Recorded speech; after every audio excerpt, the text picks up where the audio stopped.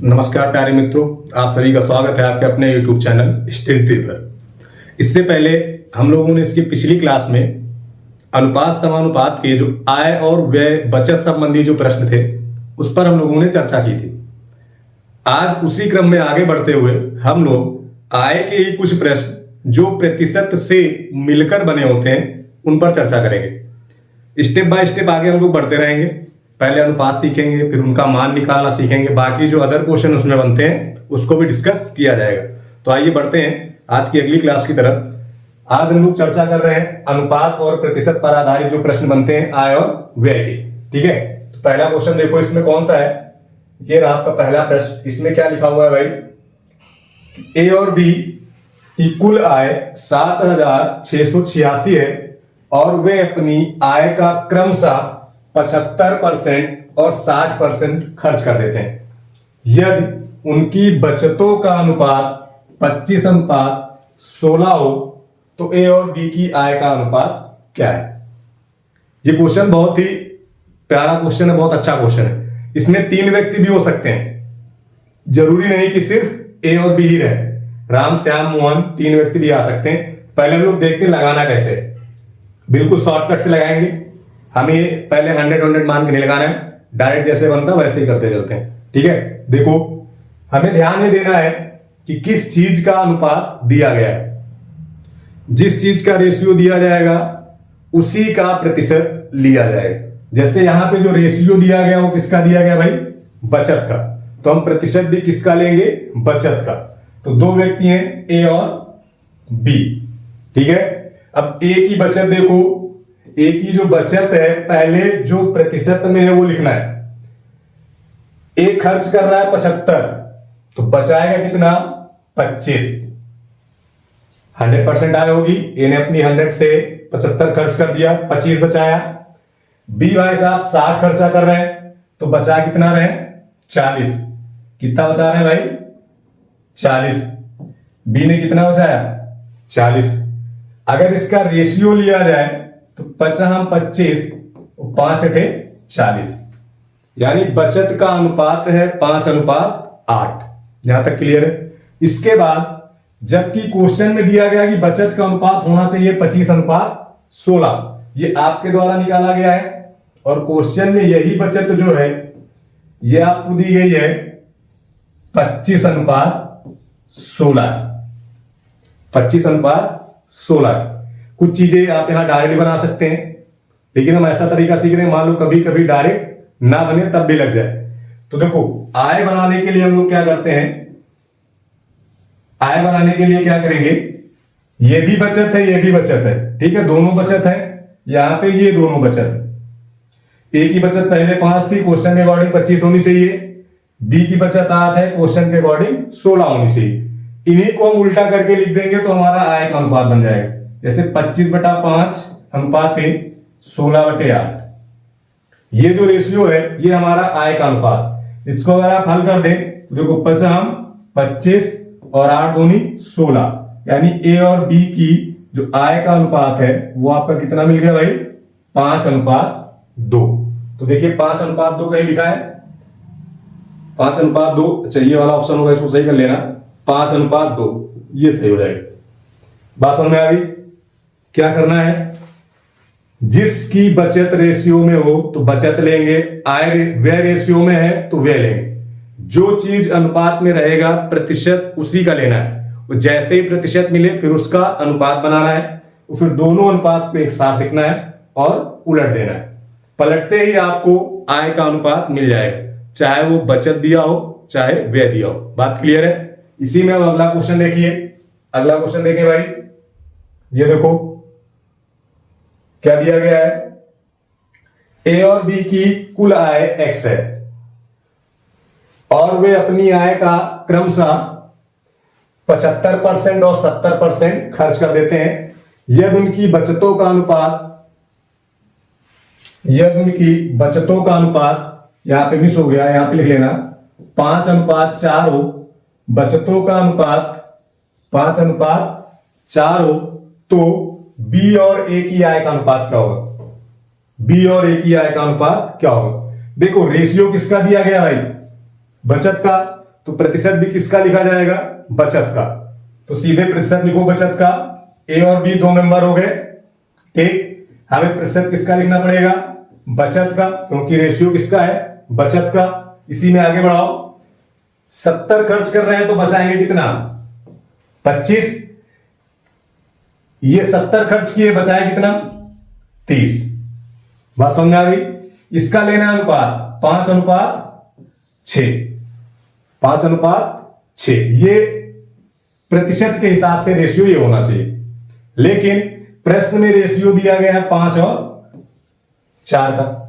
प्रश्न में जो रेशियो है, देखो मिस हो गया वहां पे डाटा, तो 5:4 का।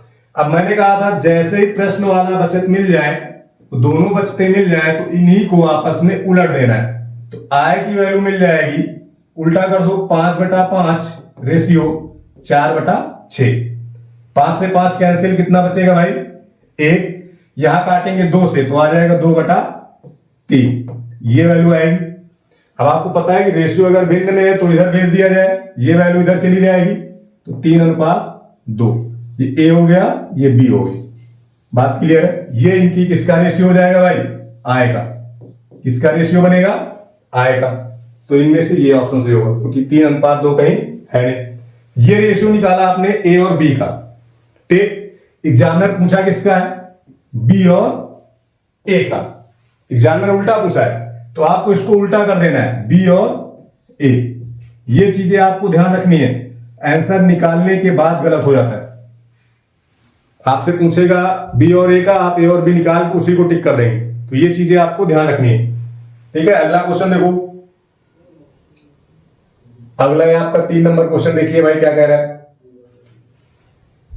ये कह रहा है कि राम और श्याम की कुल आय 33,000 है और वे अपनी आय का क्रमशः 60% और 75% खर्च करते हैं। यदि उनकी बचतों का अनुपात 4:3 है, तो राम की आय कितनी है? तो राम की आय कितनी है? सबसे पहला काम होना चाहिए कि आय का अनुपात बनाना। पहला काम क्या होना चाहिए? आय का अनुपात बनाना। तो आय का अनुपात बनाने के लिए मैंने कहा जिस चीज का अनुपात दिया गया पहले उस पर फोकस करो। अनुपात किसका है? बचत का। अनुपात किसका है? बचत का। तो भाई पहले बचत को लिखो। इसको लिखा जाए बचत। एक तरफ राम और दूसरी तरफ श्याम।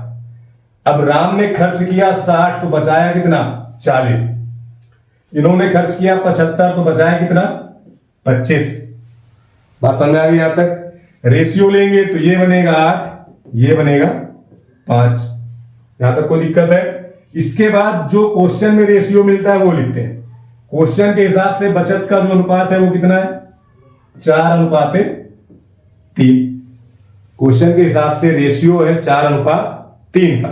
मैंने कहा इसी को उल्टा कर दो, तो उल्टा कर दीजिए भाई, हो जाएगा 4/8:3/5। उल्टा हो गया, यही बनेगा।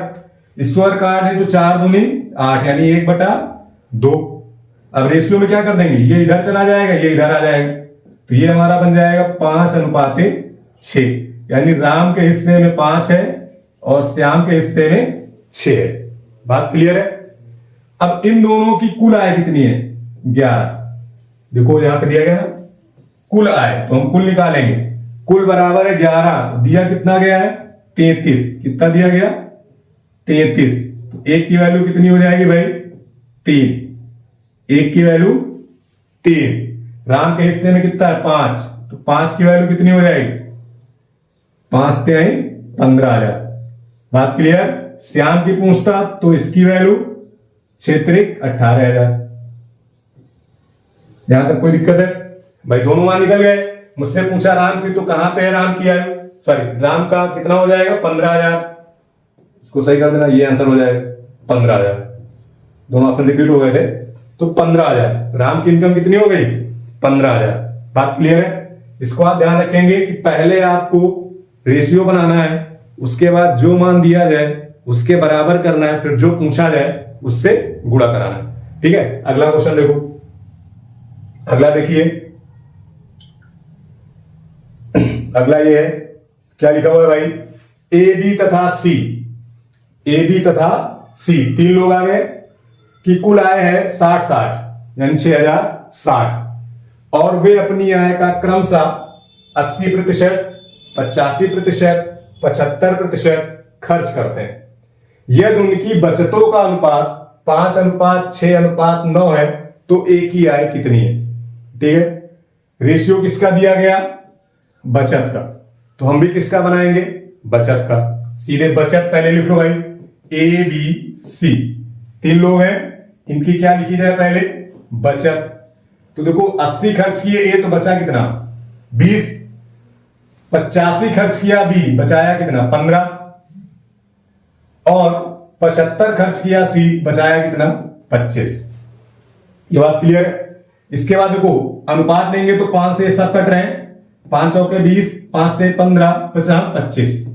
ये रेशियो आना चाहिए बचत का प्रतिशत के हिसाब से, लेकिन रेशियो है कितना? 5:6:9। रेशियो है कितना? 5:6:9। कोई बात नहीं, आइए रेशियो हो गया 5, 6 और 9, तो यहीं से इसको उल्टा कर दो भाई। ये बचत है प्रश्न के हिसाब से, इसको क्या कर दिया जाए? उल्टा कर दिया जाए, उलट दो। ठीक है, जब इसको उल्टा करेंगे तो देखो आय कितनी बन जाएगी? आय आपकी हो जाएगी 5/4। आगे क्या होगा? 6/3। उसके आगे क्या होगा? 9/5। बात क्लियर है यहां तक? कोई शंका? इसको अगर हल करें तो देखो यहां पे मिल जाएगा 2। कितना मिल जाएगा? 2 मिल जाएगा। यहां तक कोई दिक्कत है? इतना क्लियर हो गया? जब ये 2 मिल गया तो इसको ऐसे लिख लो, अभी कुछ लोग समझ नहीं पाएंगे। तो 5/4 अनुपाते 2 अनुपाते 9/50, सॉरी 9/5 कितना हो जाएगा? 9/5। 9/5। जब अनुपात भिन्न में होता है, 2 रहे तो क्रॉस करा देते हैं, लेकिन जब 2 से ज्यादा होते हैं तो हर का लासा लेके गुणा करा देते हैं। ठीक, यहां पे हर में मान लो 1 रहता है। अब 4 और 5 का लासा कितना हो जाएगा? देखो 4, 1 और 5 का हम क्या लेंगे? एलसीएम। इसका एलसीएम कितना बन जाएगा भाई? 20। तो इसमें हम गुणा कैसे करा देंगे? 20 से। किससे गुणा करा देंगे? 20 से। अब जैसे 20 से गुणा कराओगे, देखो यहां जब 20 से गुणा होगा 4 पंचे 20 और 50 25 हो जाएगा। यहां 20 दूनी 40 हो जाएगा, यहां 9 चौके 36 हो जाएगा। बात समझ गए? 20 का गुणा यहां हुआ तो 5 चौके 20, 9 चौक 36। 20 का गुणा यहां किए, 20 दूनी 40। जब यहां 20 का गुणा होगा तो 4 पंचे 20, 5 बार में कटेगा और 50 25। तो हमें जो रेशियो मिल गया आय का, ए बी और सी की आय का जो रेशियो है वो 25, 40 और 36। ये रेशियो किसका है भाई? आय। और हमें दिया भी क्या गया है? आय। तो यहां से कुल आय कितनी हो जाएगी? ऐड कर लो। 6, 5, 11 का 1, 4, 3, 7, 2, 9, 1, 10। और ये बराबर किसके है? 6060। ठीक, इससे पिछली क्लास में आपको बताया गया था कोई भी नंबर अगर 2 बार लिखा जाए तो वह 1010 से कैंसिल होता है। तो यहां देखो 6060, 60 को 2 बार लिखा गया ना, तो यह 101 से क्या होगा? कैंसिल होगा, यानी यह 60 बार में कट जाएगा। तो 1 की वैल्यू कितनी आ गई? 60। पूछा किसका है? ए का। पूछा किसका है? ए का। तो ए के लिए क्या करेंगे? 25 गुणे 60। आंसर कितना हो जाएगा? 25 छक्के 150, 1500 आंसर आ जाएगा। ये रहा। बात क्लियर है? एकदम बिल्कुल स्लो से लगाएंगे, उसके बाद अपने आप स्पीड बढ़ती रहेगी। जब हम लोग प्रैक्टिस करेंगे, आगे प्रैक्टिस सेशन जब लाएंगे तो एकदम स्पीड में इन चीजों को लगाते चलेंगे। बात क्लियर है? आगे अगला क्वेश्चन देखो, इसमें नेक्स्ट क्वेश्चन देखा जाए। इसीलिए एक टाइप के कई सारे क्वेश्चन करा रहा हूं, एक बार आपके दिमाग में चीजें बैठ जाए फिर प्रैक्टिस करने में कोई दिक्कत नहीं होगी। क्लियर है? आगे देखो इसमें क्या लिखा हुआ है भाई? ए बी सी की कुल आय 72,000 रुपए है। वे अपनी आय का क्रमशः 80%, 75% और इसको कर दीजिए 85। 80%, 75% और 85% खर्च करते हैं। देख, यदि उनकी बचतों का अनुपात 5:6:9 हो तो ए की आय बी की आय से कितनी कम है? ए की आय बी की आय से कितनी कम है? कोई दिक्कत नहीं भाई, आइए करते हैं इसको। रेशियो जो है वो किसका है भाई? बचत का। परसेंटेज भी किसका लिया जाएगा? बचत का। तो सीधे कॉन्सेप्ट, पहले बचत का परसेंटेज लिख दो। अगर परसेंटेज लिखा जाए तो ए के हिस्से में, बी के हिस्से में और सी के हिस्से में। ए के हिस्से में आएगा 20, बी के हिस्से में आएगा 25, सी के हिस्से में आएगा 15। यही आएगा ना? अब क्या होगा? 5 चौके 20, 50, 25, 5 तिहाई 15। यही बनेगा। आगे देखो, क्वेश्चन के अकॉर्डिंग रेशियो होना चाहिए 5, 6 और 9। क्वेश्चन के अकॉर्डिंग रेशियो होना चाहिए 5, 6 और 9। यह हमारा प्रश्न के हिसाब से होना चाहिए। बात क्लियर है? समझ रहे हैं? एक तो मैंने रेशियो से निकाला, सॉरी परसेंटेज से निकाला, दूसरा प्रश्न में दिया गया। अब मुझे क्या करना है कि इसको यहीं से बनाना है। इसको यहीं से क्या करना है? बनाना है। उल्टा करेंगे तो रेशियो बन जाएगा। उल्टा करेंगे तो क्या बन जाएगा? रेशियो। ये बन जाएगा 5/4, ये बन जाएगा 6/5 और ये बन जाएगा 9/3। तो जैसे उल्टा किए हमारी क्या बन गई? आय। क्या बन जाएगी? आय। ये वाला कट जाएगा, कितना आएगा? 3। कितना आ जाएगा? 3। अब ये दोनों नहीं कट रहे हैं तो वही काम करना है, एलसीएम लेना है। 5 और 4 का लासा कितना हो जाएगा? 20। तो 20 से गुणा करा देना। जैसे 20 से गुणा कराओगे ये बनेगा 25, ये बनेगा 24 और ये बनेगा 60। ये क्या बन जाएगा? 60। बात क्लियर है? टोटल यहां से कितना हो जाएगा भाई? टोटल हो जाएगा 109। यहां तक क्लियर? अब 109 की वैल्यू किसके बराबर है? 72000। 109 हमारा बराबर है 72000। तो एक की वैल्यू कितनी हो जाएगी? 72000 बटे में 109। यहां तक क्लियर है?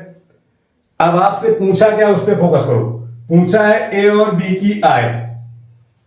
पूछा गया है ए और बी की आय। तो ए और बी की आय, देखो ये ए है, ये बी है। तो ए की आय बी की आय से कितनी कम या अधिक होना चाहिए? कम या अधिक है। तो देखो कितना कम या अधिक है? 1। कितने का अंतर है? 1 का। तो सीधे यहां गुणा कैसे हो जाएगा? 1 से। इसी को आप हल कर लीजिए, यही आपका क्या हो जाएगा? आंसर हो जाएगा। बात क्लियर है? आंसर इसमें से नहीं मिलेगा तो एक नोटिया आप लिख लेना, ना आप दीजिए, एक ऑप्शन है इसमें। कॉन्सेप्ट सेम वही रखना है। पहले बचत, क्योंकि रेशियो किसका है? बचत का है। उसके बाद जो भी बचत प्रतिशत में है उसको अनुपात बना देंगे। फिर जो बचत दी गई है वास्तव में उसको लिखेंगे और दोनों बचत को आपस में उल्टा करके लिख देंगे, तो हमें आय मिल जाएगी। आय का अनुपात अगर भिन्न में है तो हर का लासा लेके सब में क्या करते हैं? गुणा कर देते हैं। अब गुणा कर दिया, हमें मिल गया 25, 24 और 60। क्वेश्चन में कुल आया 72, तो कुल होना चाहिए 109।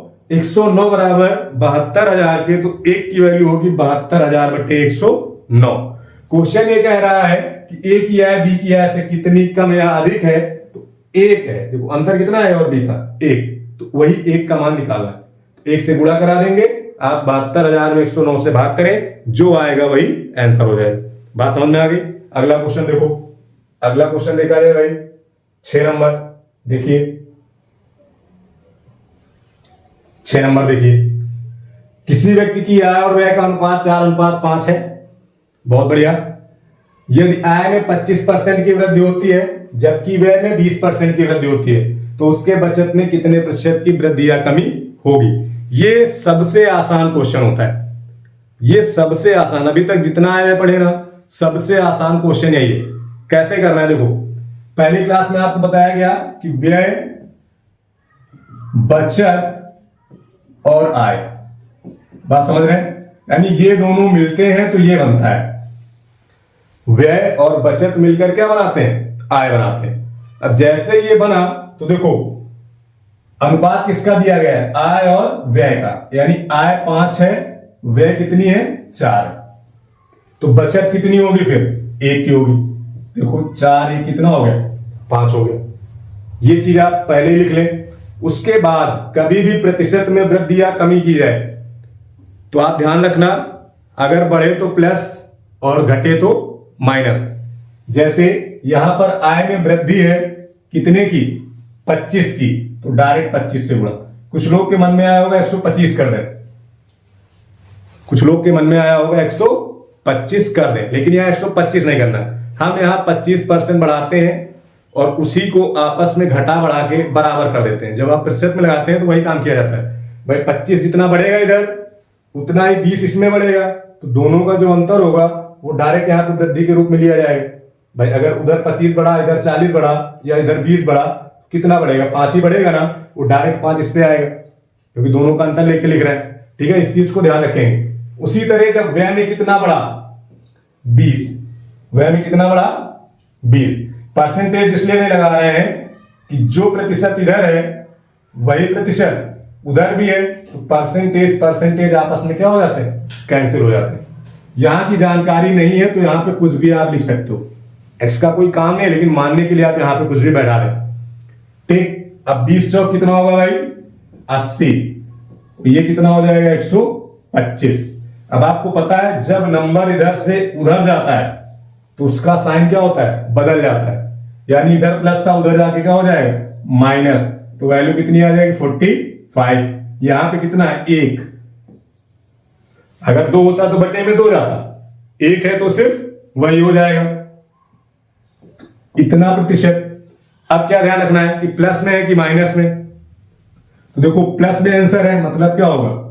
वृद्धि होगी। अगर माइनस में होता तो कमी होती। 45% की क्या होगी? वृद्धि हो जाएगी। बात समझ में आ गई? अगला क्वेश्चन देखो इसमें, देखिए अगला देखिए, ये रहा। किसी व्यक्ति की आय और व्यय का अनुपात 7:5 है। यदि आय में 20% की वृद्धि होती जबकि व्यय में 10% की कमी होती तो उसकी बचत में कितने प्रतिशत की वृद्धि या कमी होती? सेम वही कॉन्सेप्ट है, व्यय है, बचत है और फिर क्या बन जाती है? आय बन जाती है। किसी भी तरह लिखो, चाहे उधर से लिखो चाहे इधर से लिखो, मतलब व्यय और बचत मिलके ही आय बनाते हैं। ठीक, अनुपात किसका दिया गया? आय। आय है 7, व्यय है 5, तो बचत कितनी हो जाएगी? 2। 5 2 7। यहां तक बात क्लियर है? अब देखो आय में कितने की वृद्धि हुई? 20 की। ठीक, व्यय में 10% की क्या हो रही है? कमी। तो 10% की कमी का मतलब है ये माइनस में हो जाएगा। ठीक, अब देखो जब इसको गुणा कराओगे तो माइनस से क्या मिलेगा? 50 और यहां पे क्या मिलेगा? 140। यहां कुछ नहीं है तो हम एक्स लिख सकते हैं। क्लियर है डाटा यहां तक? अब ये वाला भाई साहब उधर जाएंगे तो माइनस का है बदल जाएगा प्लस में। माइनस किस में बदल जाएगा भाई? प्लस में। तो ये हो जाएगा 190। क्या बन जाएगा? 190। और ये किसके बराबर है? 2 के। किसके बराबर है? 2 के। तो 1 के लिए क्या करेंगे? 2 से भाग कर देंगे। अब 2 से भाग करो, 2 9 18 और 2 पंचे 10। प्लस में है मतलब आंसर काहे में होगा? वृद्धि में होगा। प्लस में है तो आंसर काहे में होगा? वृद्धि में होगा। तो ये वाला आंसर क्या हो जाएगा? सही हो जाएगा। बात समझ गए? ऐसे क्वेश्चन जब भी मिले कि अनुपात के साथ आपको प्रतिशत दिया गया और आय व्यय से संबंधित है तो इस तरह से डायरेक्ट निकल जाता है। पिछले वाले में क्या था? कुल आय दी जाती थी। यहां पर आय की कोई बात नहीं की गई कि शुरुआत में आय कुल कितनी है, दोनों की मिला के। क्लियर? अगला देखो, इसमें यहां से भी क्वेश्चन बनेंगे उस टाइप के, वो भी हम लोग देखेंगे धीरे धीरे। देखो किसी व्यक्ति की आय और बचत का अनुपात 5:4 है। यदि आय में 25% की वृद्धि जबकि बचत में 20% की वृद्धि हो तो व्यय में कितने प्रतिशत की वृद्धि या कमी होगी? कोई दिक्कत नहीं भाई, सेम वही कॉन्सेप्ट, व्यय बचत और आय, व्यय, बचत और आय, ये दोनों मिलते हैं तब ये बनता है। दोनों मिलेंगे तब आगे वाला बनेगा। अनुपात किसका है? 5 आय है, 4 बचत है। ये देखो, आय के सामने 5, इसके सामने 4, जैसा रेशियो दिया वैसा लिखो। तो व्यय कितना हो जाएगा? फिर 1 हो जाएगा। ये बन गया। ठीक, जैसे ये बन गया तो आय में वृद्धि कितने की हुई है? 25 की। बचत में वृद्धि कितने की हुई है? 20 की। यहां की जानकारी नहीं है तो इसको ऐसे लिख दो। देखो, 20 चौक 80, 25 पंचे 125। ये चीजें आप डायरेक्ट कर सकते हैं, बार बार लिखा जाए जरूरी नहीं है, आप डायरेक्ट लगा सकते हैं। अब ये इधर प्लस था, इधर जाके कायम हो जाएगा, माइनस में उल्टा हो जाता है साइन, 5 और 4। अब ये बराबर किसके है? यहां पे कितना लिखा हुआ है? सिर्फ x है और आंसर कायम है, प्लस में है। तो प्लस का मतलब क्या शो करता है भाई? वृद्धि। प्लस का मतलब क्या शो करेगा? वृद्धि। तो आपका कौन सा आंसर सही हो जाएगा? दिस। बात समझ रहे हैं? ऐसे क्वेश्चन बहुत आसान होते हैं, एग्जाम में अलग अलग करके आपको नहीं लगाना है, ऐसे नॉर्मली लगाते जाना है। कुछ लोग क्या करेंगे, पहले इसमें बढ़ाएंगे, फिर इसमें बढ़ाएंगे, फिर आगे जाके एक से कंपेयर करा के बट्टे में करेंगे। वो चीजें आपको नहीं करनी, सीधे डायरेक्ट लगाना है। अगला देखो, ये रहा, इसमें थोड़ा सा अलग हुआ क्वेश्चन। क्या हुआ? थोड़ा सा अलग हुआ, कोई दिक्कत नहीं, लगाने का तरीका हम वही रखेंगे। मैंने कहा ना, एक ही तरीके से लगभग क्वेश्चन लगाए जाएंगे। देखिए, पहली चीज तो वही है कि आय और व्यय का अनुपात 5:4 है। उसकी आय में, यदि उसकी आय 60,000 रुपए, ठीक, फिर क्या लिखा है? अगले वर्ष आय में 25% की वृद्धि होती है और व्यय में 20% की वृद्धि होती है। तो अगले वर्ष उसकी बचत कितनी होगी? रुपए में पूछ लिया, कोई दिक्कत नहीं। बहुत सारे लोग इसको कैसे लगाएंगे?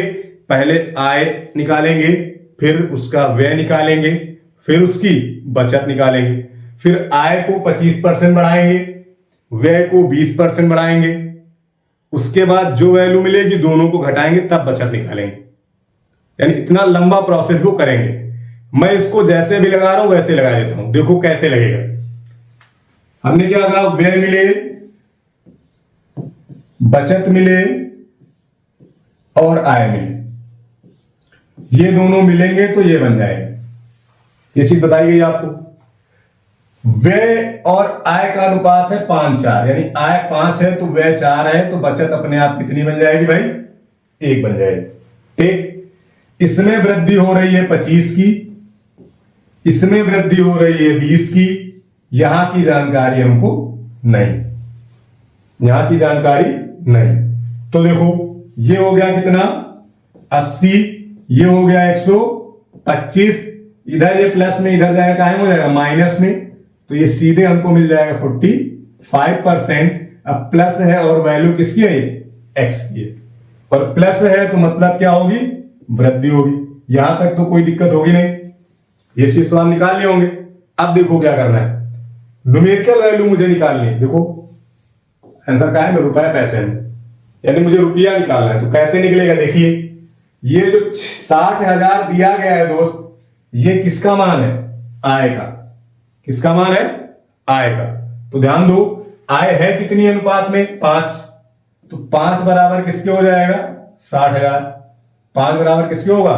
60,000 के। तो 1 की वैल्यू कितनी हो जाएगी? 12 पंचे 60, 12,000। यहां तक कोई दिक्कत है? 1 की वैल्यू कितनी हो जाएगी? 12,000। बचत मेरी कितनी थी? 1 ही तो थी भाई, शुरुआत में बचत कितनी थी? 1। तो ये जो 12,000 मिला, ये मेरी क्या है? बचत है। लेकिन उसने कहा उसकी अगले वर्ष की बचत कितनी होगी, तो अगले वर्ष बचत में कितने की वृद्धि हो गई? 45% की। वो 45% की वृद्धि का मतलब होगा कि अगले वर्ष वह राशि हो जाएगी 145/100। 2 जीरो यहां से हट जाएंगे, एक गुणा कराइए, 1 जीरो तो यही लिख दो। 12 पंचे 60 का जीरो, कैरी आया 6, बर चौक 48, 6 54 4, 12 एकन्नम 12 5 17, यानी आंसर आएगा 17,400। आंसर आएगा 17,400। ठीक, अलग अलग करके निकालेंगे तो थोड़ा समय ज्यादा लगेगा। यहाँ पे 45% लाने में मुझे समय नहीं लगेगा और वहां से 1 का मान लाने में समय नहीं लगेगा, क्योंकि बचत उस समय 1 है तो सीधे 1 का मान मिल जाएगा। 2 होती तो हम 2 का मान निकालते, फिर 145/100 करते। यहाँ पे 145 से गुणा क्यों किया गया? क्योंकि मुझे उसका न्यूमेरिकल मान चाहिए और इसीलिए हमने उसको डायरेक्ट गुणा कराया। बात समझ गए? 145/100, जैसे लाभ हानि में पढ़ते हैं कि 45% का लाभ होगा तो 145/100 होगा। बात क्लियर है? आगे देखो, अगला क्वेश्चन देखते हैं इसी क्रम में।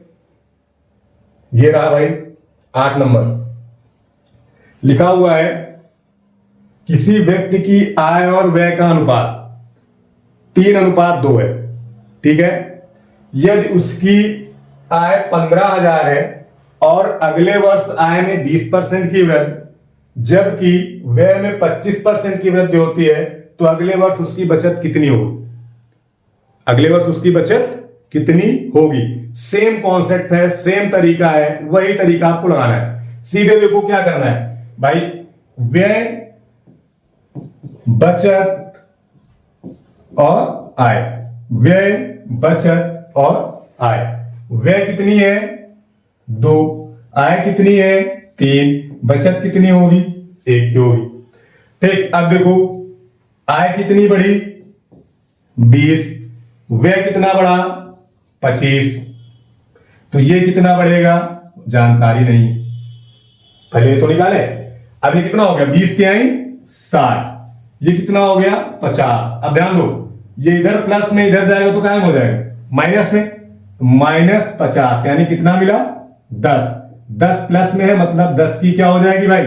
वृद्धि हो जाएगी। यहां पे 1x है तो डायरेक्ट x हो जाएगा। बात समझ में आ गई? अगर 2x होता तो 2 बटे में चला जाता, जैसे पिछले वाले क्वेश्चन में था जिसमें 190 आया था। क्लियर? तो 10% की क्या हो गई? वृद्धि हो गई। अब बात आती है हमें मान रुपए में बताने हैं, कोई दिक्कत नहीं। तो रुपए में जब बताना हो तो देखो ये रुपया दिया किसका है? आय का। और किस समय की आय है? पहले वाली आय है। तो पहले वाली आय अनुपात में कितनी है भाई? 3। तो 3 बराबर किसके हो जाएगा? 15। 3 बराबर 15, तो 1 बराबर किसके मिलेगा? 5 के। 1 बराबर किसके मिलेगा? 5 के। बचत हमारी उस समय कितनी थी? 1 थी, तो 1 का मान तो मुझे मिल ही गया है, तो सीधे बचत उस समय हमारी कितनी हो जाएगी? 5,000। उस समय बचत कितनी हो जाएगी? 5,000। बात क्लियर? अब जब बचत 5,000 है तो वर्तमान यानी अगले साल जाने के लिए कितना बढ़ाना पड़ेगा? 10%। 10% बढ़ाने का मतलब क्या होगा? 110/100। 2 जीरो कैंसिल हो गए, 11×5 = 55, यानी आंसर हो जाएगा 5500। कहीं दिख रहा है भाई? ये रहा, ये आपका आंसर हो जाएगा। बात समझ में आ गई? क्लियर है ना? इसीलिए मैंने टॉपिक को अलग अलग बनाया है। पहले आपको आय बताया, जहां पे बचतें रेशियो में रहती थी उनके न्यूमेरिकल वैल्यू दिए जाते थे। फिर आपको बताया गया कि आय दी गई है, बचत का प्रतिशत है या आय का प्रतिशत है और बचत का अनुपात है, उससे संबंधित फिर आपको ऐसे क्वेश्चन मिल गए। ठीक, अगला इसमें एक और देखते हैं। देखिए, ठीक, तो आज यहीं तक रखो भाई। ठीक है, ये वाले टॉपिक के आज क्वेश्चन हम लोग यहीं तक रखते हैं। आय से संबंधित जो भी क्वेश्चन बनने थे वो आपके लगभग क्वेश्चन हो चुके हैं। जो बचे हुए क्वेश्चन है वो मिक्स टाइप के होते हैं और वो मिक्स वाले क्वेश्चन आपको अगली क्लास में कराए जाएंगे। ठीक है, तो आज की क्लास हम लोग यहीं तक रखते हैं, बाकी मिलेंगे अगले दिन। Thank you and good luck.